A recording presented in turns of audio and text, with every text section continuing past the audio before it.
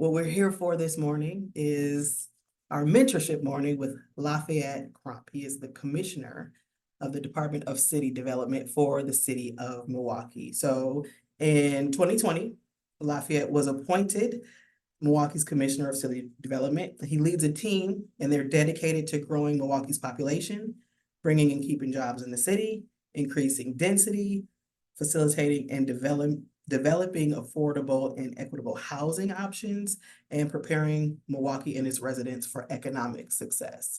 So if you saw his bio, we highlighted some of his achievements. So already he's a rock star. Okay, let's talk about what he's accomplished already. He's pioneered the city's first interagency housing program. I'm not exactly sure what that means, but I'm impressed by it, and we're gonna find out more. Okay, we're gonna find out. We're gonna get into the nitty gritty. Also orchestrated the most extensive affordable housing plan in Milwaukee's history, provided millions in down payment assistance and COVID-related business support, attracted the largest single infusion of jobs into in the downtown area in decades. He helped do that, and is developing a forward-looking downtown strategic plan. This is a big job, and we need it so much because Milwaukee is changing and growing, and we all are so invested in it. And I think that's why all of you are here today. So go into the chat, give us some hand claps, and welcome the Commissioner, Lafayette Crump.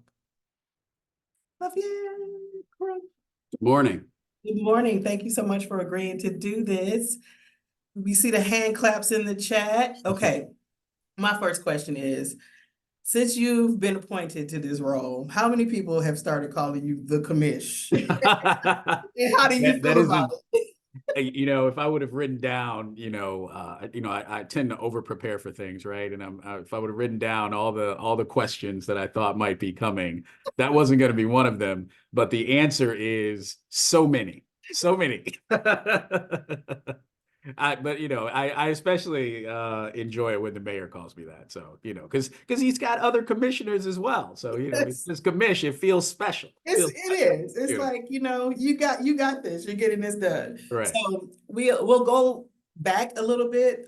Kinzer, who's in our office, was kind of teasing you about the college you went to and said his was better. So maybe he'll log on and get in the chat and tell you what he feels about it. But we'll go back into all of that. But to start, tell us the commissioner role in development. It sounds like a huge job. Describe it in your own words, and what it's been like in what is it, 4 years, like 3 years? 3 years now. Yeah, about 3.5 years now.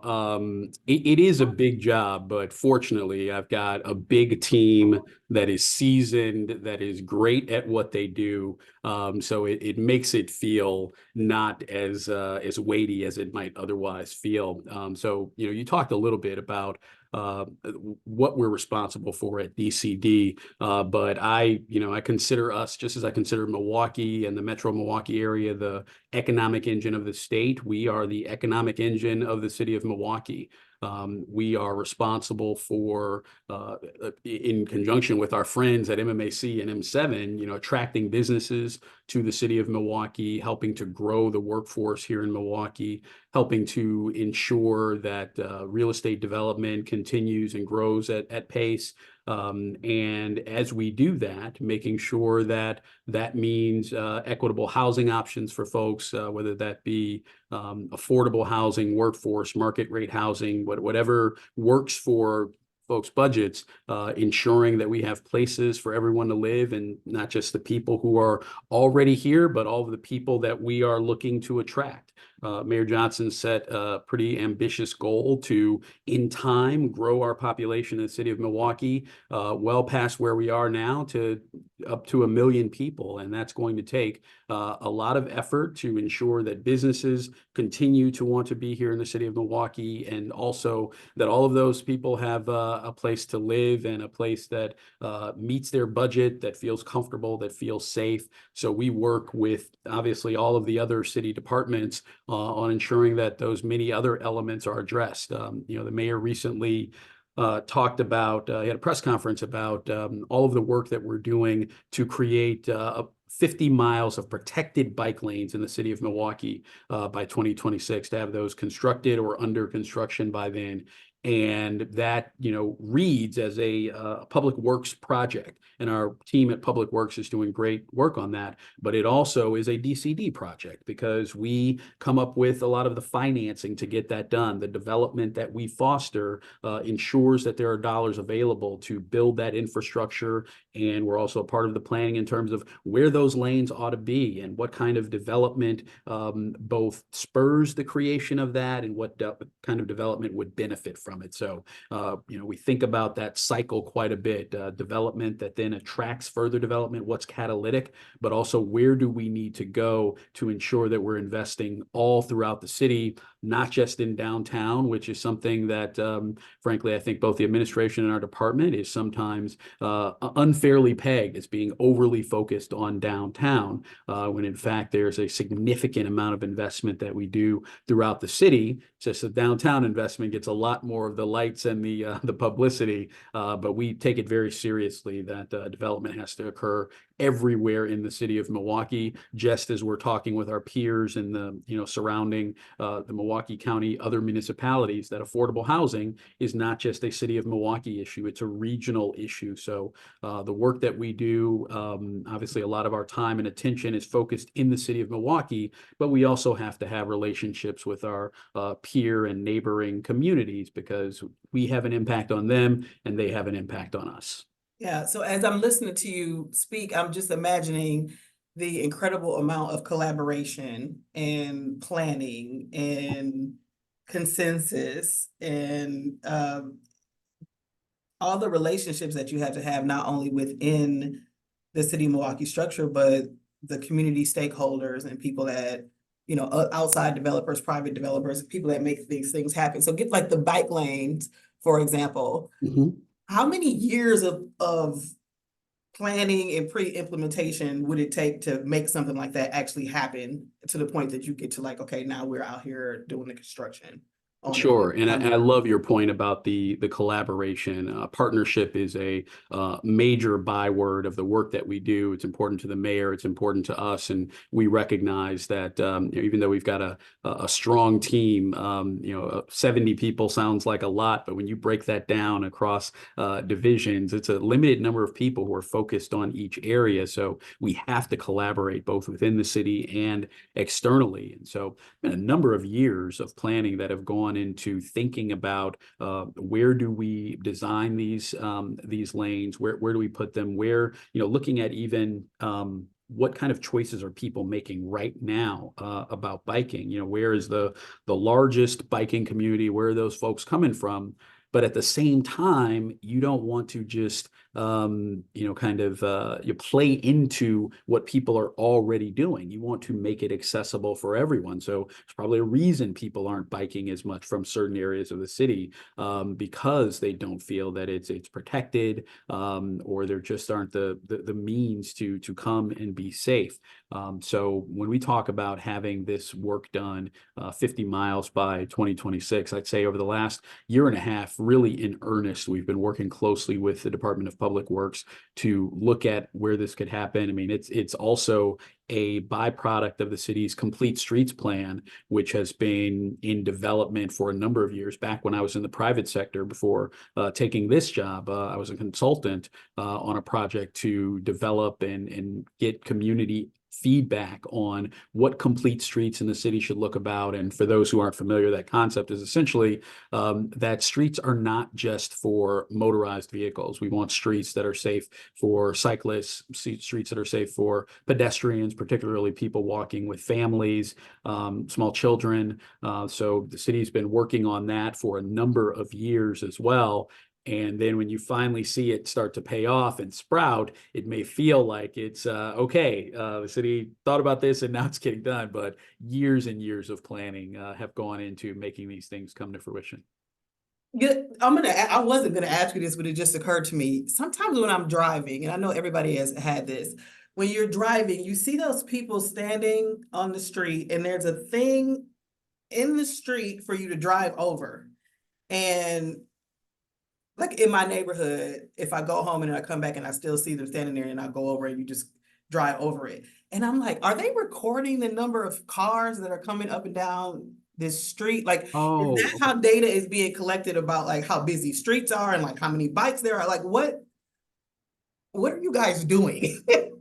right. And now some of that's a little bit outside of my wheelhouse, other departments, but yeah, some of that is surveying. It's looking at traffic. It's looking at speeds to a degree. I think it's looking at, but also just the the design of the roadway and being prepared for thinking about where there might be changes. Where might sidewalks benefit from being wider? The slope of the roadway. There are a number of different things that people are analyzing. That's both city personnel. You'll see folks, also from the state and the county doing that, and even private contractors who are contracted to do that work.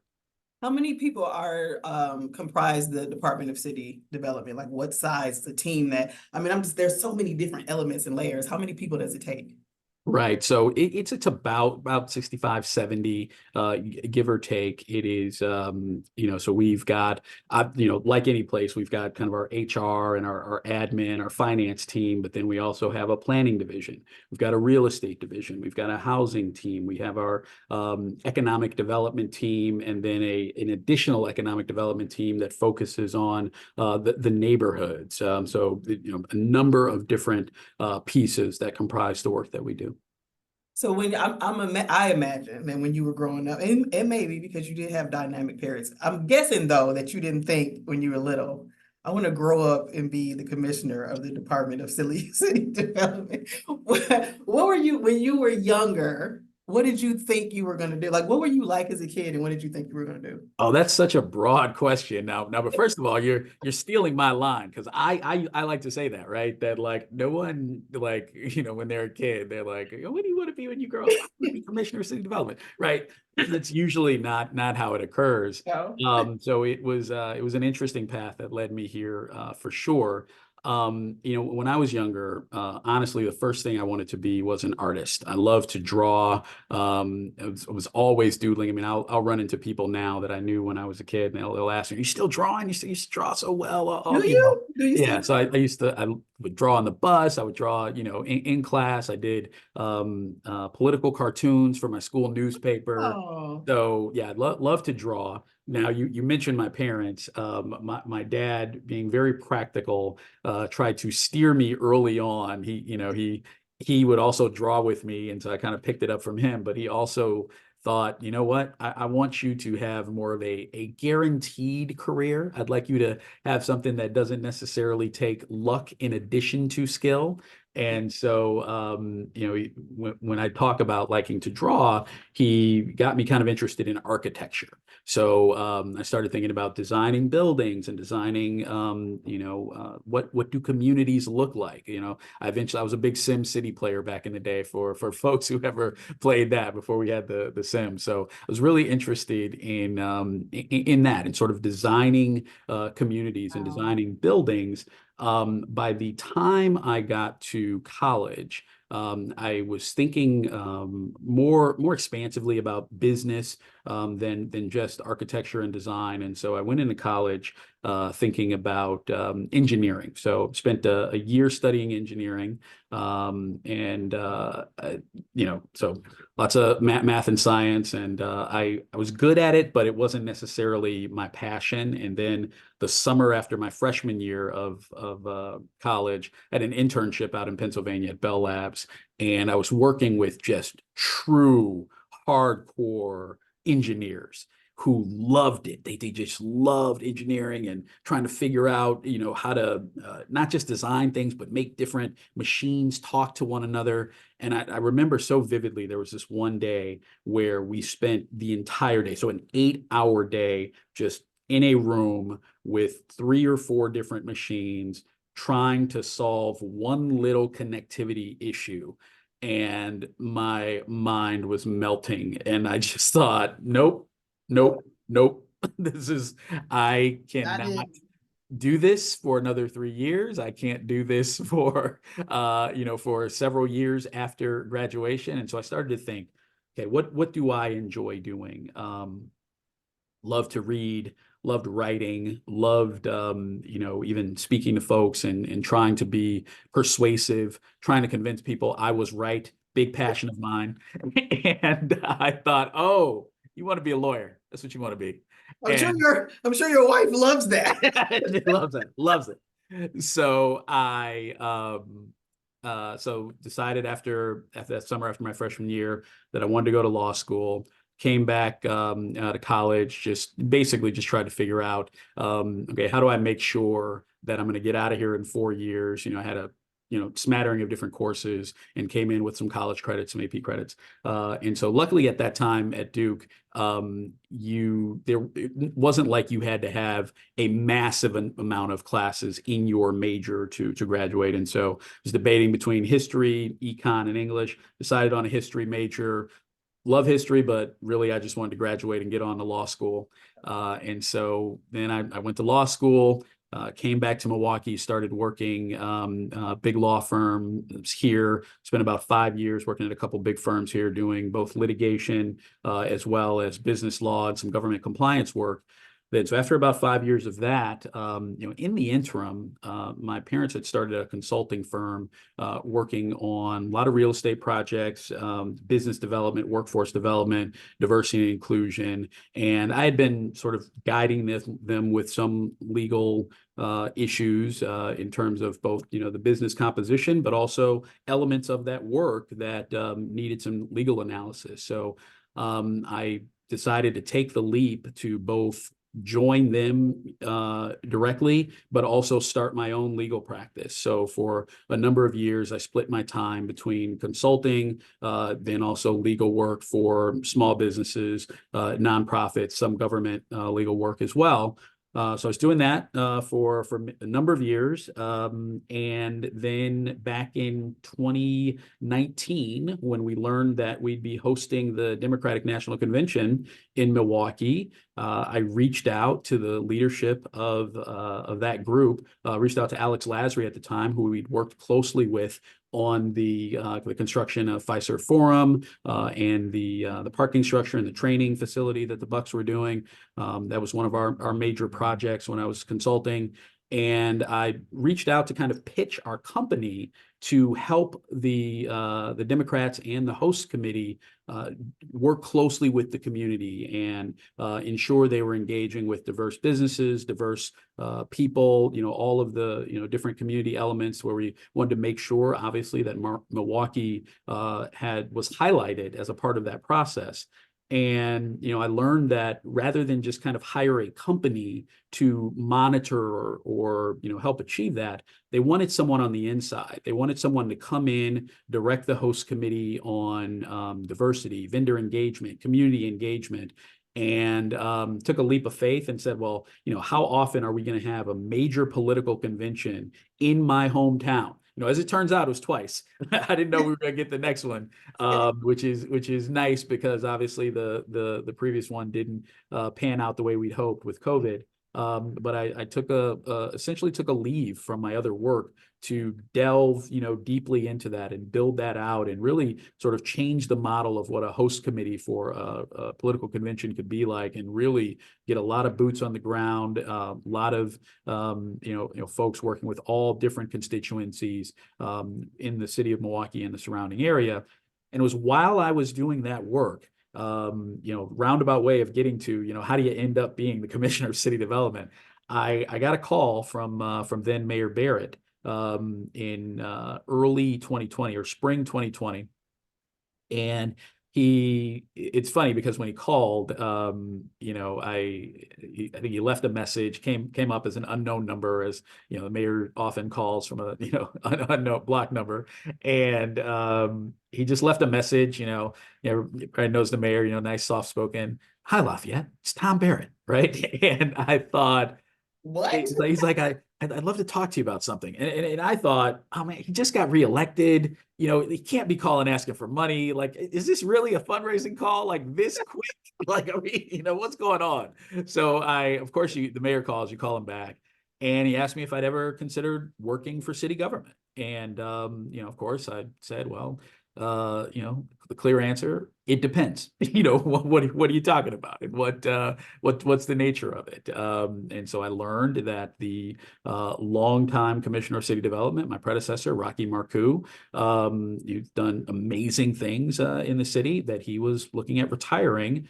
And and then when I subsequently talked to Rocky about it, he said, yeah, the mayor said I can't leave until I find somebody who can replace me, and someone who's going to get the job done, and who the council will support, and who the community will support. And I was humbled to learn that they felt I was that person. And so, thought about it for a while, talked about it at home, talked about it, certainly with my parents, where we were working together, growing a business. And we just thought, the work that I was doing in the business was a component of what DCD does. I mean, you talked about what a large job this is. And one of the reasons I came back to Milwaukee after law school, because I knew wherever I landed professionally, I was going to want to really ingrain myself in the community and do a lot more than just my job, my 9 to 5. I also wanted to make a broader impact on the community. And I thought, what an amazing way to be able to do that,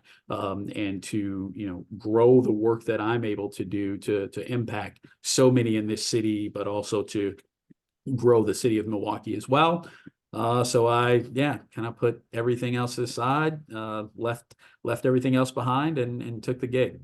Took the gig. What skills? So like obviously Rocky, the mayor, and others bring up Lafayette Crump, and then bringing up all of the skills and experiences and access, talent, relationships that you have that they thought would make you perfect for this job. As far as what were some of the things about your leadership that instilled that kind of confidence to say, let's reach out and see if he would be interested in this job? That is a big job.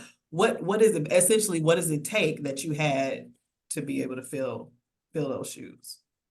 Yeah, and I'll answer that question based not just on what they thought then, but kind of what I've learned about my skill set over the last few years. Because I, particularly as someone who was both working for myself and working in a family business, I didn't spend a lot of time thinking about, what do I have to demonstrate to people so that they will hire me? What do I have to demonstrate to people so that my leadership opportunities will grow? I just worked, right? I just did things. I just tried to use my skills to get things done. But I don't think I was very self-reflective. I've become more self-reflective over the last few years as I've thought about how to motivate my team, as I've thought about how to work across all these different constituencies. And I think what I've learned, what's become apparent to me, and I think it was apparent to others previously, but I didn't really know it, was my ability to build relationships, my ability to work with people who don't immediately agree with me, but to see where they're coming from, to understand what drives them, to understand what's most important to them, and help them understand why what I want can help them achieve that, even if it doesn't seem clear at first blush. I've also learned, that I have an ability, because it is a sincere one, to tell people that if I can't get you where you need to go on this deal, there will be another deal. And I promise you that I'll work toward that on the next one. And that's been important in working with alders. I think one thing that they said explicitly to me when they were considering me for the job is that they needed the department to have a wonderful relationship with the alders. I think anytime you have someone in a position for a very long time, and Rocky was here for 16 years and came to know, what he was good at and what he could get done. And I think sometimes that will end up having him butt heads with the alders, where he's the institution and they are maybe newer to the game, and they all obviously have to think about what's happening in their parts of the city. 15 alders, 15 different sets of constituencies, and as a department, we have to think about the broader vision, and we have to think about the city as a whole. And so I think the relationship between the department and the city city council was not as strong as it could be. And there was belief that, I could strengthen that relationship based on some of the relationships I already had with alders, but, my ability to develop those relationships as well. And I think I've taken that responsibility very seriously and continue to try to make sure those relationships with the alders are strong, make sure our relationships with folks in the community are strong. And again, if there's a deal where it doesn't achieve all the aims that someone wants, but we really need their support, me being able to look them in the eye and say, it doesn't work here, but I promise you that I hear you, and we're going to find other ways to achieve what you want. And on the next deal, we're going to work even harder to make happen, what you want. So that's the internal work, but then also even speaking with companies who, often understandably are focused heavily on their bottom line and on the things that they feel they can control, and the things they've done previously.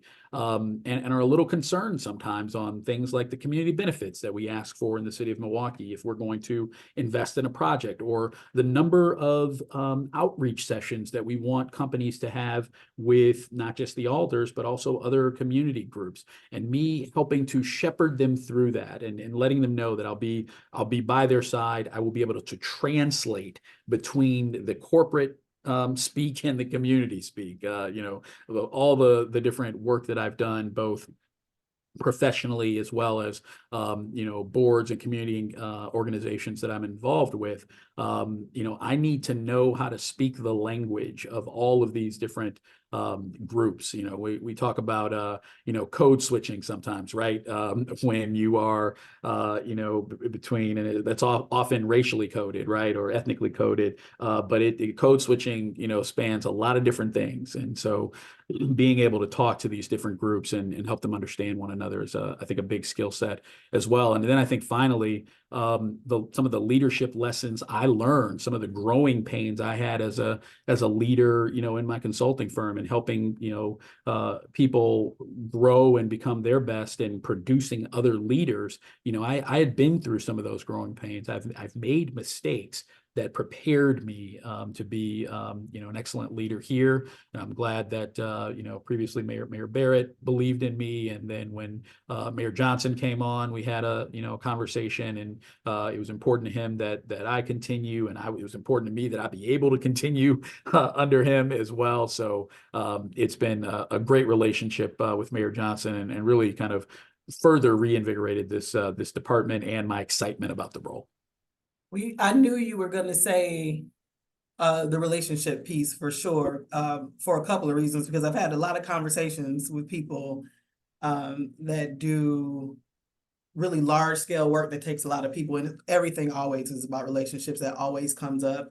And I was telling somebody today that this conversation that I was going to have, because I've known you for a long time, but I don't know a lot about you. I just knew you were a staple in the community, a very kind person, somebody I'm always excited to see you because you're nice and you're friendly, and but I'm like, he's making really big moves, and I've always kind of wanted to tie that thread together and kind of understand what the pathway was. But I knew that you were going to say relationships, because you can just pick that up in your way of being. But that is so, all as for boot camp and all of these workshops that we've done, a lot of the stuff that we're focused on is honing our skills and sharpening. Like, some of it is technical, some of it is, how do you read data, and how do you analyze this, and how do you run a meeting, and some of it is that. But in every workshop, the ability to connect with others and to hear what is important to that person, and understand the audience that you're speaking to, and be able to exchange with them in a way that makes sense. It's like the through line to everything. I love that you said that, and you mentioned, excuse me, some of the sessions that you have coming up, and forgive me, I can't remember if you said this here or if you said it in the pre-discussion we were having, but when you mentioned Eve Hall and Dr. Hall, and how she's going to talk about relationship building, and when I was thinking a little bit beforehand about leaders, that lessons I've learned from folks, and I thought Eve Hall, relationship building, how important that is.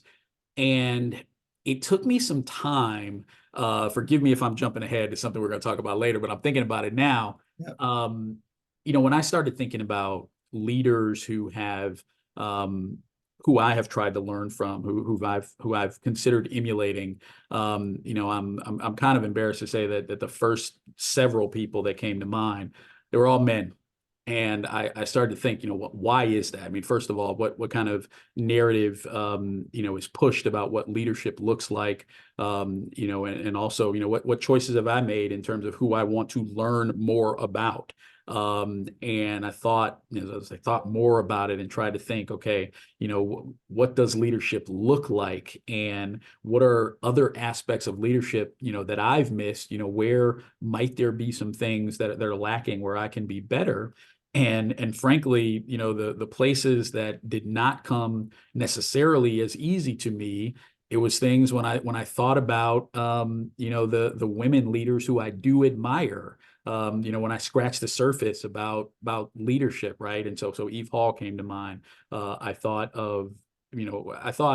earlier, one of the people that came to mind was Peter Fagan with the Milwaukee Bucks. And I thought about, what are some of the things I've learned from Peter? And I've learned about observing and speaking honestly. And then I realized, who else did that? When she became a much more of a national figure, Sonia Sotomayor. And the way that, these are leaders who have sometimes spoken out very clearly about what they see. And sometimes people are aghast. They jump back like, oh my gosh, like, how could you say that? Well, they say things because they're true, and true things need to be said even when they're uncomfortable, because sometimes leadership is just saying the thing that needs to be said. Think about the leaders that that instantly came to mind, people who I have admired for various reasons. Both Steve Jobs and more of a controversial figure now than he was maybe 5 years ago, Elon Musk, right? And I'll mention the thing that Steve Jobs that always stuck with me is people said he had a reality distortion field, where he was not going to let reality keep him from doing the things that he wanted to be done and that he believed were possible. That he believed that there was a way to change reality. There was a way to bend reality to achieving the things that he wanted. And when I, started learning more about Elon Musk, and again, I hate that I have to give this caveat, because again, he's still doing, really, really interesting things, Yeah. whether it be SpaceX or Tesla. But I thought about, how's he CEO of multiple companies at the same time? And I thought about this when I was doing the consulting work and the legal work. And, what's easy to take from that is work 16 hours a day with 8 hours here, 8 hours there. But I think the harder thing to recognize is that if you're going to do that, both the upside is you're going to build leaders in both 2, 3, however many companies it is. You're going to build leaders in those other organizations, people that you can trust.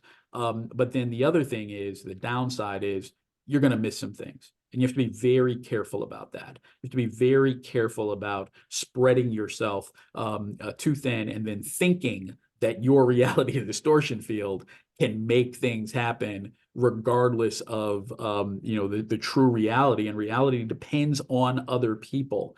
And you may be willing to work yourself to the bone and miss things. But if you're also asking that of other people, if everybody's missing things, you're going to have a real problem.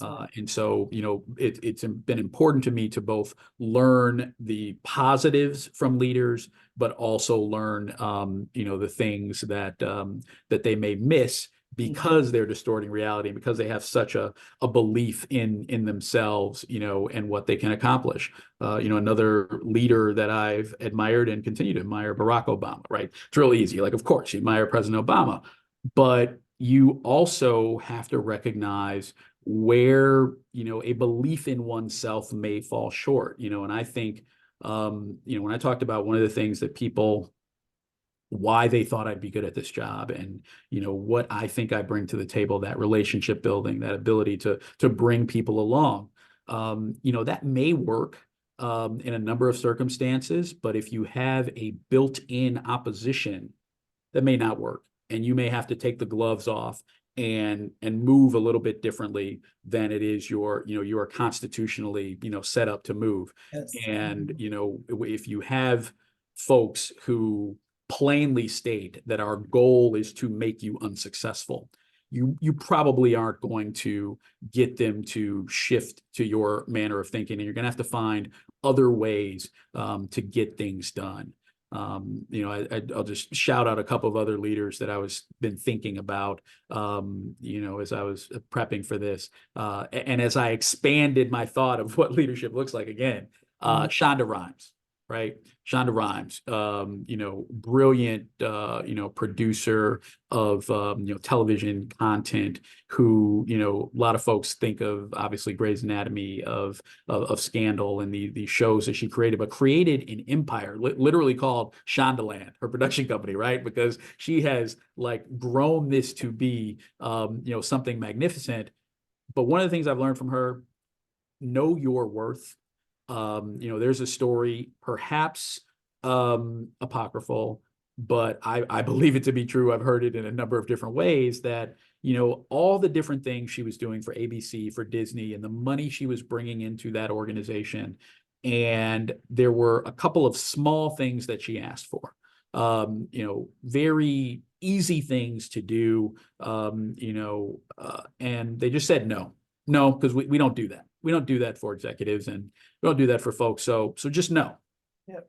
And sometimes you have to recognize that, you know what, I'm worth more than that. If you're willing to say no to me about this thing simply because it hasn't been done before, but I've asked and I've done all of this for you, then maybe I need to look elsewhere where I'm valued more, where I'm not just considered a cog in this machine. And so you have to know your worth, and you have to be willing to speak about that. And again, speak uncomfortable truths to people. It's important, very important for leaders to do that. True things need to be said, even if they're uncomfortable. Yes. Ooh, that's a bar. That's a bar, Lafayette. That's pretty Yeah. good. Yeah, thank you for that, because that I think a lot of us are. I'm thinking about that Shonda Rhimes story, and it was something very minor that she asked for. Mm-hmm. And I remember some of the criticism that she got for pushing back on their pushback, and I thought, there's this training around us to keep pushing ourselves down and keep your head down and keep being humble and don't ask for anything and don't expect anything. And that's a narrative for probably 80% of the people. It's something that we hear, Mm-hmm. and the people that we really admire or that we work for or that get big things done just don't adhere to that. They just don't think that way. They don't align themselves to becoming smaller. And I love that you said that, because I just think it's possible that you can be a kind person, easy to work with, collaborative, thoughtful, and still know your worth and put that forward and be willing to walk away when it's not what you want. We've had a couple of people in the sessions that have said, I'm struggling with my manager, or I'm struggling with this Mm-hmm. employer, and we're not seeing that. What do I do? And sometimes the answer has been, you need to think about if this is the right fit for you, if this is something that you really want to do, and have the courage to take a leap and walk away. I think that's exactly right. And, you mentioned, I talked about growing pains and things that I've learned over the years. Number of years ago, I was supervising a team of people who were experiencing some uncomfortable treatment on a job site. Essentially, I had a Black woman who was going on construction sites, largely white male dominated spaces. And her job was to go out there to, first of all, monitor who was on site, and interview some of the personnel about their experiences on site. So we were looking to track both, were the people that contractors said were on site, were they actually on site, and what kind of experiences were people having. Construction sites, not always the most comfortable place. And, there were a few things that were said that were, making this person a little uncomfortable, not physically threatened, but, just uncomfortable and just emotionally, uncomfortable. And, looking back, to my chagrin, I was not as empathetic as I should have been. And I, was saying, like, I understand you can come talk to me anytime you're having these challenges. I will talk to the people on site. I will, make sure that they understand our concerns. So I was thinking just nothing but pragmatic. Okay. Like, if you need to talk, come talk to me. If they're being, rude, if they're saying uncomfortable things, I will talk to them. Like, oh, you have a problem. Here are the steps I'll take. But I also said, in thinking about how to solve the problem pragmatically, I was also speaking essentially nothing but pragmatically to her, and said, but this is your job. If you're telling me you can't go do this because it's uncomfortable, then you're telling me you can't do the job. And that's a problem, because this is your job. That, maybe this isn't the job for you, was essentially, I didn't put it in those stark terms, but that's basically how I responded. And ultimately she, decided, not immediately, but eventually decided to look for work in a different field. She and I remain friendly. She's happy in that work, but I was not empathetic in that moment. And I was just thinking about how to get the job done. And, I mentioned, Shonda Rhimes, like, if your leadership feels you're just a cog in the machine and you don't matter individually, then that's a problem. That maybe that's not a place you want to be. You need to evaluate. And I wasn't thinking of that person as a full person. And I was just thinking, we got to get this job done. And my response is certainly not a response that I would have now. And I have subsequently spoken to her and wanted to let her know that I didn't handle that well. And I think an important part of leadership is having empathy for people. An important part of leadership is really working to understand people, not just the people that you're out there in the world, collaborating with, trying to get things done, but the people on your team. Is probably even more important that you spend some time understanding the people on your team, what motivates them, what makes them feel like a whole person, what makes them feel valued for who they are, and not just the results they can achieve for your organization. I think about all I heard when you were sharing that story is culture. What kind of culture are we working in and creating, and what are we allowing people to experience when they come into our spaces? And you're thinking about getting the job done, but the broader piece that, and it takes that time, emotional intelligence and thoughtfulness and experiences and conversations to know that, yeah, just a couple of like behaviors that are allowed that shouldn't be allowed can change the tone of a whole work site. And somebody put in the chat, it's like a great reflection to reflect on your own missteps or things that you would change or do differently. So thank you for sharing that. So I can see we're in the chat. There's lots of comments. Okay. Yeah, I'm not looking at the chat, so I don't get. Don't be distracted, because it's like 63 comments in there or a question. So I'm going to ask Sophie, come back on the screen.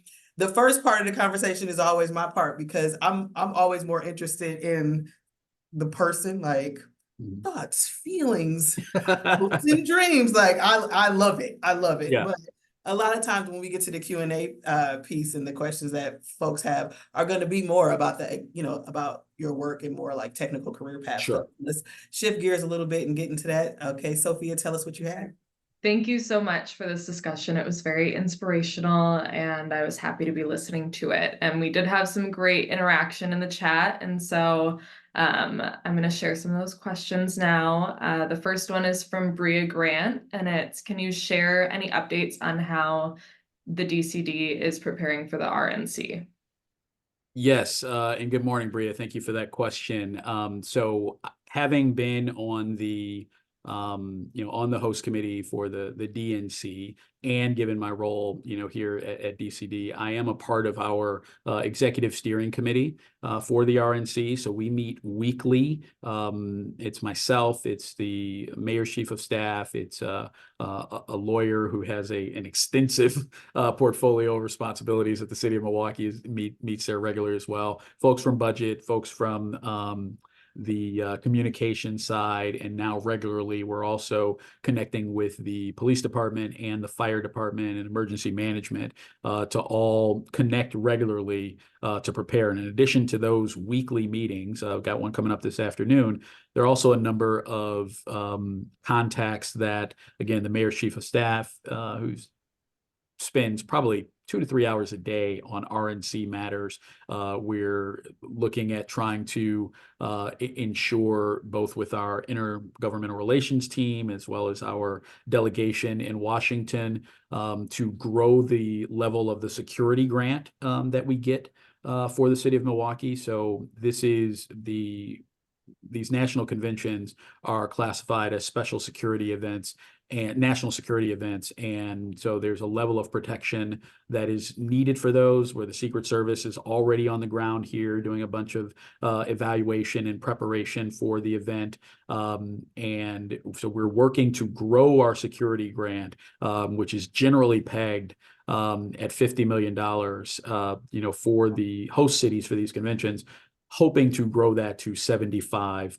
Don't know if that's going to happen. It continues to be worked on, but it's an expensive proposition, and that is a proposition that should not be borne by the city of Milwaukee. When we agreed to host this, we were not agreeing to spend, 75 million of our own dollars to keep this city and all of the visitors safe. We agreed to help put this event on and lend our personnel. But, there are a number of other personnel that need to come in to make sure that not only do the visitors remain safe, but also our community remains safe, potentially from people who come in. If there are outside agitators who come in, or if something happens with the event that is not what any of us want here, we need to keep our community safe first. Buildings matter too, but people matter more. To keep everyone safe. So we're intimately involved in that. I should have mentioned, the purchasing director also is in those weekly meetings. And I, as well as our director from the Office of Equity and Inclusion, are working on preparing a vendor fair to attract additional businesses to be a part of the program. And particularly, we want to look out for opportunities for diverse vendors who provide food and beverage for all of the different officers and like fire and emergency personnel that will be coming into the city. They need to eat 3 times a day, if not more. And so we want to make sure that when those dollars are spent, that they're going to, lots of different folks and, people from all stripes in our community. So that's a core part of the work, continuing to work with purchasing and equity and inclusion to grow opportunities for our local businesses and workers. Wonderful. We really appreciate your work on that. It will be a great opportunity for a lot of our businesses. So thank you for that. Absolutely. Another question from Jacob Boyer. What are your top 2 developments currently ongoing in the city that are your favorites? Ooh. So I think immediately the favorite developments that I'm excited about, I generally drive by it every day on my way into work. The convention center. The convention center is, we talk a lot about what it's going to mean to have that space available for additional conventions, for kind of, back-to-back conventions, sometimes conventions in tandem. But I don't think we talk enough about what that building is going to look like. It is beautiful. And I've seen the renderings for a number of years. So, kind of known on paper what it's going to look like, but you never know, exactly how these things turn out. If there's value engineering, if it, it doesn't quite look as beautiful in person. And it looks beautiful.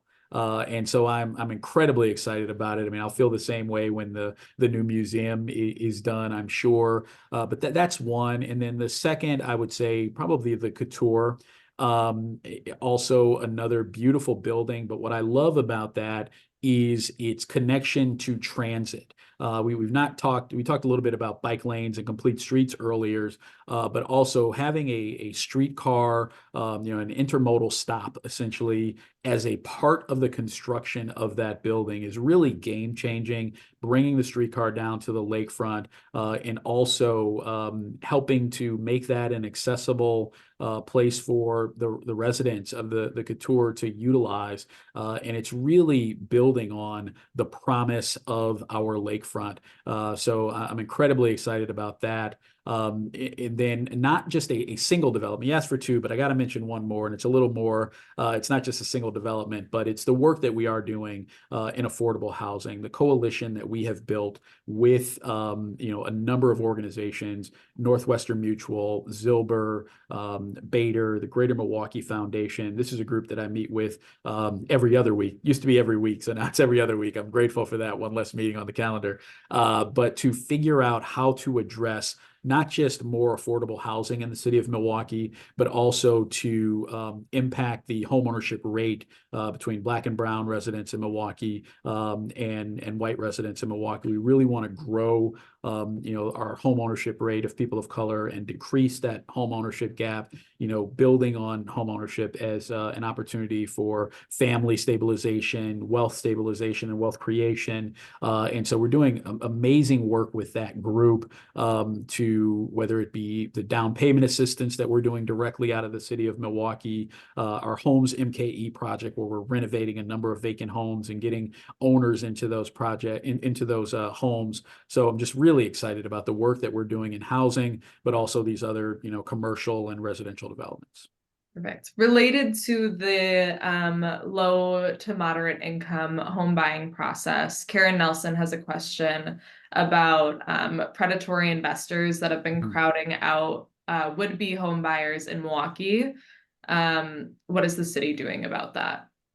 Yeah, and it's a great question, Karen, and it's a real problem. And it is, I'll note that this is a problem all over the country, but that's no reason for us to throw our hands up and say, well, it's happening everywhere, so what are you going to do about it? We are really working to address that, both by getting more product into the marketplace, but also working with our partners like Axe Housing, which has developed an acquisition fund. That's part of the work that we're doing with the Community Development Alliance to buy homes quickly before others can get their hands on it. These out-of-state entities that, as you mentioned, are engaging in predatory home buying and really driving up the cost of not just rental housing, but also buying homes. So working directly with partners in the city of Milwaukee to ensure that these properties are both available to those who want to occupy them as owner occupants,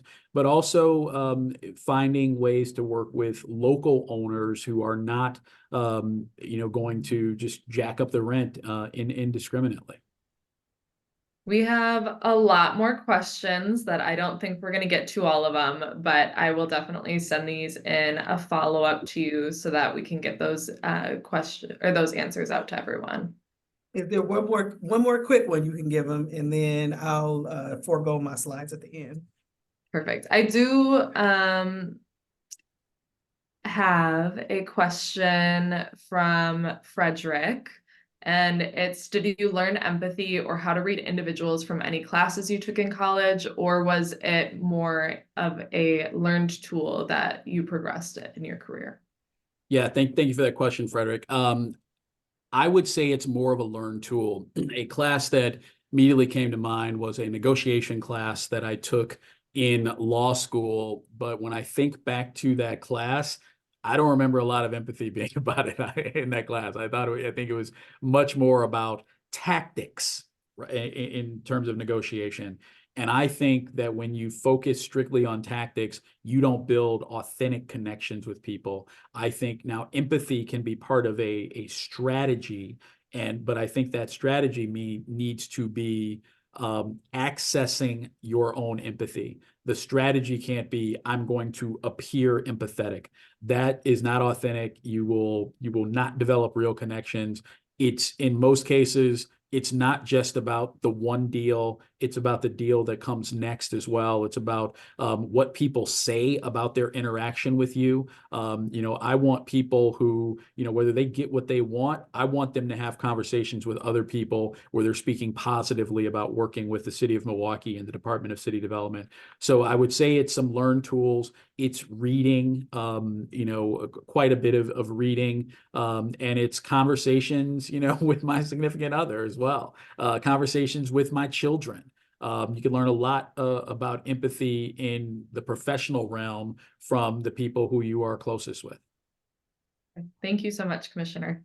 Thank you, Sophia. And again, there were lots of questions, so we'll shoot the ones that weren't answered to you. We getting people in the chat shooting off the love notes, and thanks to the commission.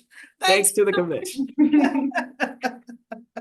Thank you so much for agreeing to do this. This was awesome. Well, it's my pleasure. Yeah. And you make it easy. And Corey, shout out to you for your leadership and what you've done with Fuel and at the MMAC. I mean, it is so clear the impact that you have made within that organization and with Fuel, and the number of, young professionals who have grown and become, a really connected part of our business community directly because of your work. So thank you.